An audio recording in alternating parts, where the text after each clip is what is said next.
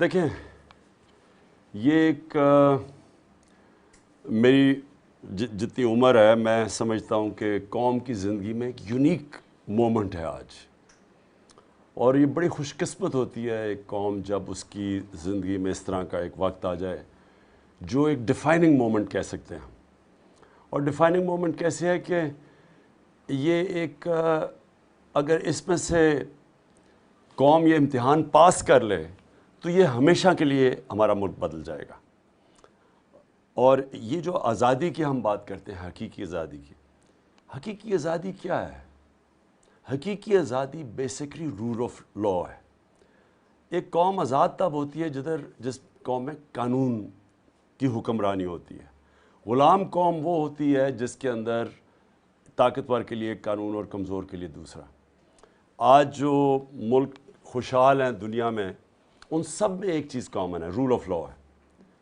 جو میں سب سے آئیڈیل اگزامپل دنیا میں دیتا ہوں وہ ہے سوئٹزرلینڈ.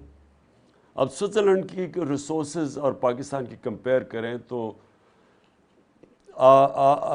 سوئٹزرلینڈ کو بڑا غریب ملک ہونا چاہیے، پاکستان کو امیر ہونا چاہیے، لیکن وہ اپوزٹ ہے. سوئٹزرلینڈ سب سے خوشحال ملک ہے، اور گائے اور دودھ اور چیز اور اسکیئنگ، اور اس کے علاوہ تو سوئٹزرلینڈ میں کچھ نہیں ہے. لیکن کیونکہ ان کی جو رول آف لا انڈیکس ہے وہ 99.9% ہے، یعنی رول آف لا کے اندر سوئٹزرلینڈ سب سے اوپر ہے. سو اس کی وجہ سے ایک قوم آزاد ہو جاتی ہے، اس کی ریسورسز آزاد ہو جاتی ہے، میریٹوکریسی آ جاتی ہے، اور وہ ساری چیزیں وہاں سے فالو کرتی ہیں. اور جو میں بار بار مدینہ کی ریاست کے لوگوں کو اس لیے مثال دیتا ہوں کیونکہ مدینہ کی ریاست ایک کلاسک اگزامپل ہے، ایک انسانی تاریخ کا حصہ ہے جدھر ایک وہ قوم غریب تھی، حیثیت بھی کوئی نہیں تھی. ان کی دو سپر پاورز، ایک بیزنٹائن ایمپائر ایک طرف اور پرشین دوسری طرف. تو اس کے بیچ میں وہ لوگ 622 اور 632 کے بیچ میں وہ ایک دنیا کے ورلڈ لیڈرز بن گئے 10 سالوں میں. تو وہ جو پرنسپلز تھے، اس لیے قرآن میں اللہ ہمیں کہتا ہے کہ نبی صلی اللہ علیہ وسلم کی زندگی سے سیکھو، کیونکہ وہ ایک جس طرح بل گیٹس کو لوگ پڑھتے ہیں کہ جی میں اگر کامیاب ہونا چاہتا ہوں بزنس میں، یا جو بھی اس کو ایک کامیاب ماڈل سمجھتے ہیں، اس سے تو کامیاب ماڈل دنیا میں کوئی ہے ہی نہیں کہ ایک قوم جس کی حیثیت نہ ہو وہ اس قوم کو ٹرانسفارم ہو جائے 10 سالوں میں ورلڈ لیڈرز. یہ تو کہیں بھی نہیں ہوا ہے، اس کی کوئی مثال ہی نہیں ہے. تو وہ پرنسپلز کے اوپر یہ ہوا تھا، اور وہ پرنسپل نمبر 1 تھا عدل اور انصاف. سب سے پہلے انہوں نے رول آف لا قائم کیا تھا. اس کے بعد آئی تھی ویلفیئر اسٹیٹ، یعنی ہر انسانوں کا اسٹیک تھا ایک سسٹم کے اندر. اور جو کہ آج مثلا اسکینڈینیویا میں میں سمجھتا ہوں بیسٹ دنیا کی ویلفیئر اسٹیٹ ہے. اگر وہاں انسانیت کا آپ نظام رکھیں تو بیسٹ ہے. تو وہ ان پرنسپلز پہ تھی جو مدینہ میں سیٹ اپ کیا کہ اسٹیٹ نے ذمہ داری لی سارے کمزور طبقے کی. اور پھر رول آف لا کا جو سیکنڈ یہ میریٹوکریسی آ گئی. خون کی وجہ سے کوئی اوپر نہیں آتا تھا. اتنے تھوڑے ٹائم میں اتنے گریٹ انڈیویجولز کبھی بھی دنیا کی تاریخ پہ نہیں آئے جو کہ اس فیز میں آئے تھے. تو وہ لوگوں کا پوٹینشیل ریلیز ہو گیا، میریٹوکریسی آ گئی. اور پھر ایجوکیشن کے اوپر ایمفسس انہوں نے دی پروفٹ نے کہ چائنا بھی جانا پڑے تو آپ کو تعلیم حاصل کرنی ہے. سو کویسٹ آف نالج. سو وہ بیسک پرنسپل سیٹ کیے تھے. تو ہمارا مسئلہ کیا پاکستان میں؟ ٹیلنٹڈ قوم ہے. میں آپ کو سپورٹس میں بتاتا ہوں کہ جتنا ٹیلنٹ پاکستان میں ہے، میں نے ساری دنیا میں کرکٹ کھیلی ہے، اتنا ٹیلنٹ میں نے نہیں دیکھا. ٹیلنٹ بھی ہے. پاکستانی باہر جاتے ہیں، ایکسیل کرتے ہیں، جب لیول پلینگ فیلڈ ملتی ہے اوپر جاتے ہیں. جنرس لوگ ہیں. شاید ہی کوئی اتنی خیرات دیتا ہو جو پاکستان ہے. اور میں سب سے بڑا بینیفیشری ہوں کہ ایک کینسر ہاسپٹل پر دوسرا کینسر ہاسپٹل تیسرا بن رہا ہے، اور پھر 75 فری ٹریٹمنٹ اس کو بھی وہ فنڈ کرتے ہیں. ایک یونیورسٹی بنائی ہے نمل یونیورسٹی، وہ 90% اسکالرشپ پہ ہے، اس کو بھی فنڈ کرتے ہیں. تو یہ بڑی ایک یونیک قوم ہے ہماری. لیکن ہمارا سب سے بڑا پرابلم آ کے پھنس جاتا ہے رول آف لا پہ. ہمارے پاس ایک انفارچونیٹلی ایک کرپٹ، ایک ڈیکیڈنٹ ایلیٹ اوپر بیٹھی ہوئی ہے جو کہ ملک کی ریسورسز کو कंट्रोल करके बैठी हुई है। चेंज सिस्टम वो होने नहीं देती क्योंकि वो बेनिफिशरीज हैं इस करप्ट सिस्टम के। उन्होंने कभी एजुकेशन सिस्टम चेंज नहीं होने दिया, जिधर एक छोटे से तबके के लिए इंग्लिश मीडियम, बाकी लोग उर्दू मीडियम। कहीं दुनिया में इस तरह की एक एजुकेशन अपार्टहाइड नहीं होती क्योंकि वो एलीट के लिए वो सूटेबल है करप्ट सिस्टम, वो चेंज नहीं करते। तो हॉस्पिटल्स का आप देख लें, हमारे होते हुए गवर्नमेंट हॉस्पिटल्स अच्छे थे, मैं पैदा हुआ था गवर्नमेंट हॉस्पिटल में, देखते देखते सारे अमीरों के लिए प्राइवेट हॉस्पिटल, गरीबों के लिए गवर्नमेंट हॉस्पिटल वो डिटीरिएट हो गया बिल्कुल। और जस्टिस सिस्टम, आप गरीब हैं आपको इंसाफ ही नहीं मिल सकता पाकिस्तान में। आपका अमीर और गरीब का मुकाबला होता है, गरीब कभी भी नहीं जीतता, हमेशा अमीर जीत जाता है अदालतों में, ताकतवर हमेशा इस अदालतों में बच जाता है। हमारे आज तक ताकतवर का एहतसाब ही नहीं हो सका। 3.5 साल मैं कोशिश करता रहा, जो पुराने केसेस बने हुए थे 10 साल पुराने केसेस जो इन दोनों करप्ट माफियाज़ के, कुछ नहीं कर सके हम। वो अदालतों में स्टे ऑर्डर ले लेते थे, कभी वो बेंच टूट जाता था। तो सारा सिस्टम स्क्यूड है कि ताकतवर का इज़ अबव लॉ। और जो फाइनली चीज़ है कि जो पाकिस्तान का जो पोटेंशियल है, जो वो हमारा जो इनॉर्मस पोटेंशियल है, हमारे तकरीबन 1 करोड़ ओवरसीज़ पाकिस्तानी बैठे हुए हैं, अगर इनको हम ड्रॉ इन कर लें, स्वाय अभी तो रेमिटेंसेस आती है ना। हमारे दौर में तो सिर्फ पाकिस्तानियों की रेमिटेंसेस ही आई हैं जो 31 अरब, जो इतना फिनोमिनल इंक्रीज, जिसकी वजह से हम मुल्क को बैंकरप्सी से बचा सके। सोचें कि अगर ये पाकिस्तानियों की इन्वेस्टमेंट आनी शुरू हो जाए, जो अनफॉर्चुनेटली ये करप्ट सिस्टम अलाउ नहीं करता। हमारा जो करप्ट सिस्टम है वो डरते हैं लोग इन्वेस्ट करते हुए, क्योंकि कॉन्ट्रैक्ट इन्फोर्समेंट नहीं है, लोगों को जुडिशल सिस्टम पे एतमाद नहीं है, लोग ट्रस्ट नहीं करते कि हमारी अगर हम इन्वेस्ट करेंगे तो कॉन्ट्रैक्ट इन्फोर्स कर सकेंगे या नहीं। सो देयरफॉर जो रुकावट बनी हुई है हमारे मुल्क में इन्वेस्टमेंट की भी और प्रॉस्पेरिटी की भी, वो सबसे बड़ी रुकावट है रूल ऑफ लॉ। तो देयरफॉर ये जो आज स्ट्रगल चल रही है, जो मैं कह रहा हूँ कि एक यूनिक अपॉर्चुनिटी है कि सारा मुल्क इस वक्त, मैंने कभी पाकिस्तान को ऐसे यूनाइट नहीं होते देखा। मैंने कभी पाकिस्तानियों को इस तरह निकलते नहीं देखा जो मैंने ये सिंस हमारी जो गवर्नमेंट निकाली गई है जिस तरह पाकिस्तानी निकले। मैंने कभी जलसों में ऐसे पाकिस्तानियों को इस तादाद में आते नहीं देखा, गर्मी की इंतहा है उसके बावजूद। और मैंने कभी पाकिस्तानियों के अंदर एक यूनिटी और एक गुस्सा नहीं देखा जो कि इन्होंने जिस तरह एक इंट्रीग करके एक रिजीम चेंज की और फिर सारे मुल्क के 30 साल से जो चोरी कर रहे थे पैसा, उन क्रिमिनल्स को मुल्क के ऊपर इम्पोज कर दिया सिर्फ इसलिए कि ये प्लायबल है। आपको पता होना चाहिए कि जो क्रिमिनल्स हैं वो कभी स्टैंड नहीं ले सकते। आपको पता है कि यूनाइटेड स्टेट्स की तारीख है कि वो हमेशा या डिक्टेटर्स को पसंद करते हैं क्योंकि उनको ईज़िली मैनिपुलेट कर सकते हैं, उनके पास पब्लिक सपोर्ट नहीं होती, और या फिर वो इस तरह के करप्ट लोगों को ऊपर लेके आते हैं क्योंकि ये कभी भी ये स्टैंड नहीं ले सकते, स्पेशली जिन लोगों के बिलियंस ऑफ डॉलर्स पड़े हुए हैं वेस्टर्न बैंक्स में, ऑफशोर अकाउंट्स में, ये कभी उनके सामने नहीं खड़े होते। और इन्होंने 10 साल, ये आपके सामने है कि 10 साल हर किस्म की पाकिस्तानी शहरियों की ह्यूमन राइट्स की वायलेशन हुई। ये जो ड्रोन अटैक्स किए गए पाकिस्तान में, 10 साल 400 ड्रोन अटैक्स किए गए इन दोनों के दौर में, शरीफ और जरदारी के, against all humanitarian laws, against all international laws. कोई लॉ इजाज़त नहीं देता फॉर समवन टू बी जज, ज्यूरी एंड एक्सिक्यूशनर। 7000 मील दूर बैठ के कंप्यूटर गेम्स खेल के बटन दबा के लोगों को ये एलिमिनेट कर रहे थे। और हमारे यहाँ बैठे हुए थे 2 मुल्क के सरबरा जिनमें कभी एक इतनी जुर्रत नहीं हुई कि एक दफ़ा कहें कि ये काउंटर प्रोडक्टिव है। कम से कम यही कह देते हैं कि इससे अगर ड्रोन अटैक से जंग जीतनी होती तो वो जीत जाते जंग, तो वो जीती नहीं बल्कि नफ़रत बढ़ी। और सबसे ज़्यादा जुल्म ये हुआ कि जो उनका गुस्सा था, जो रिवेंज अटैक्स थे, वो पाकिस्तान के ख़िलाफ़ थे, हमारी सिक्योरिटी फोर्सेस हमारे लोगों के ऊपर।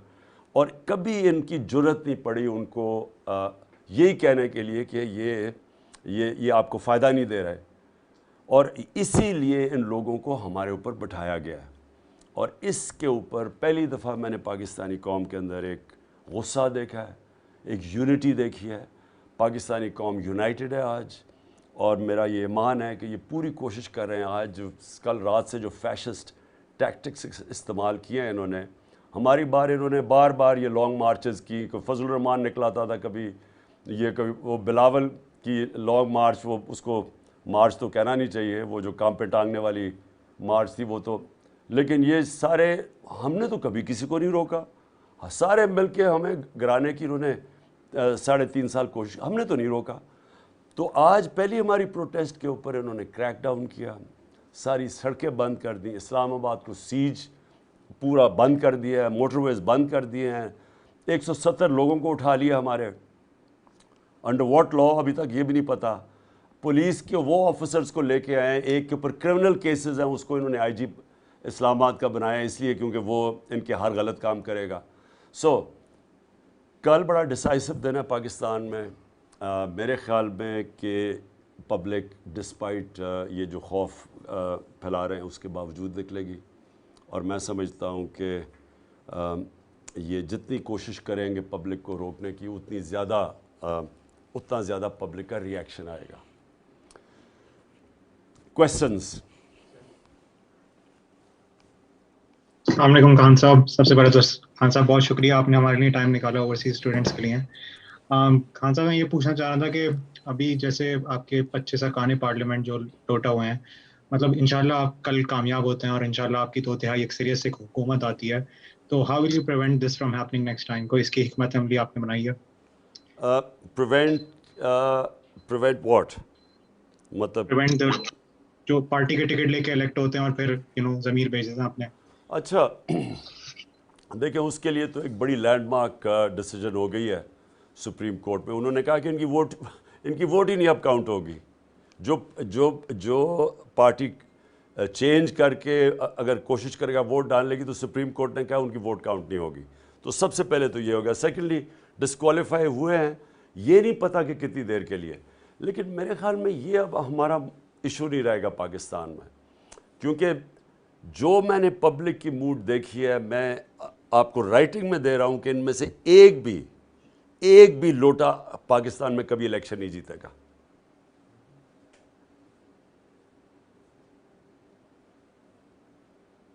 جی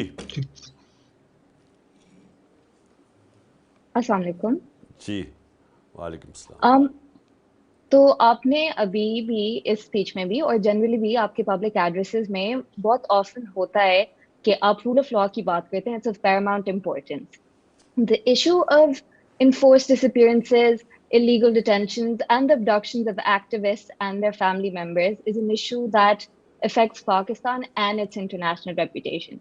So my question is, if re-elected, will you be prioritizing this issue? And if so, what practical steps is your government planning on taking to tackle this issue?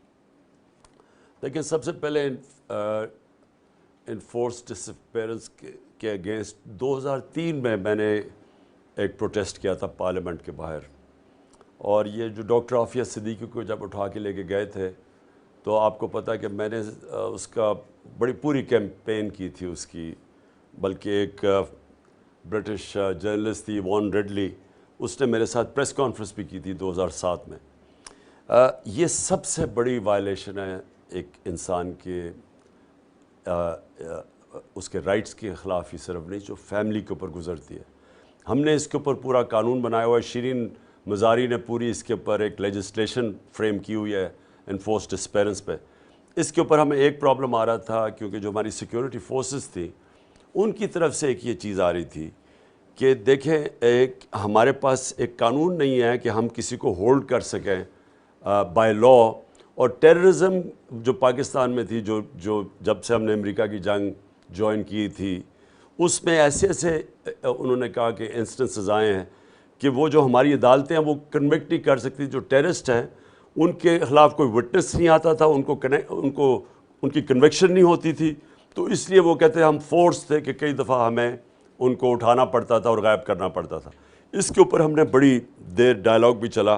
ہم نے ایک نیا قانون لے کے آئے کہ وہ آپ ان کو قانون کے تحت ایک ٹائم تک رکھیں، لیکن سب کو پتہ ہو فیملی کو کہ آپ نے کسی کو پکڑا ہوا ہے. تو وہ قانون अनफॉर्चुनेटली हमारा पाइपलाइन में था और अनफॉर्चुनेटली अभी तक वो हम पास नहीं कर सके. Thank you, Khan Saab. The next question I would like to ask is regarding the rights of overseas Pakistanis to vote, because that's currently being threatened by the government in Pakistan. How will you be able to enshrine this to make sure no future government can remove this right of ours? देखिए, ये अभी तो वो हमारा तो हमने तो law पास कर दिया, लेकिन मुझे इतना पता है कि ये गवर्नमेंट कोशिश कर रही है. इनकी कोशिश 3-4 है. ये गवर्नमेंट ये चाहती हैं कि जब तक ये गवर्नमेंट में बैठे हैं सबसे पहले नैब को ख़त्म किया जाए. ये इनकी नंबर 1 प्रायोरिटी है.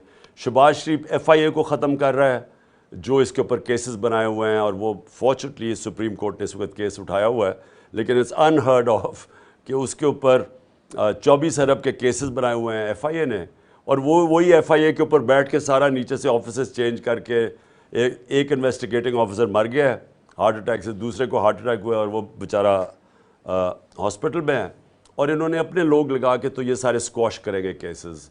सो देयरफॉर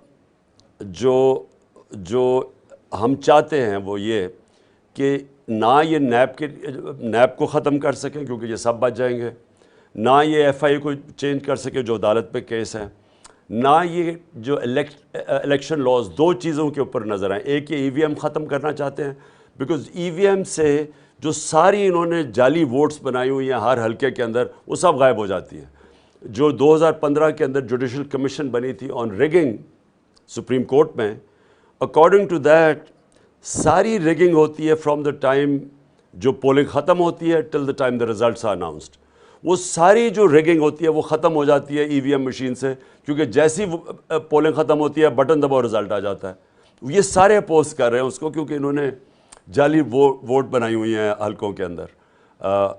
और फिर ओवरसीज़ पाकिस्तानीज़, ये कोई भी इन पार्टीज़ में नहीं चाहता कि ओवरसीज़ पाकिस्तानीज़ को वोट मिले, और उसकी मेन वजह ये है कि ओवरसीज़ पाकिस्तानीज़ में ज़्यादा अवेयरनेस है, और वो उनको जानते हैं इन सब लोगों को, और इनको डर ये है कि क्योंकि ये इनको वोट नहीं डालेंगे, लिहाजा कोशिश इनकी ये है कि ओवरसीज़ पाकिस्तानीज़ की वोट ख़त्म की जाए.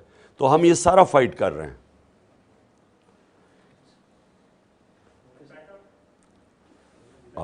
आखिरी सवाल. Okay, Last inshallah, question. we'd like to end the meeting at this point because the time is running out. We thank Imran Khan Saab for giving us his time and attending this to address the UK students. Thank you very much. And we unsafe and shows us a brighter future, inshallah. Thank you everyone for attending. Wa alaikum assalam wa rahmatullah.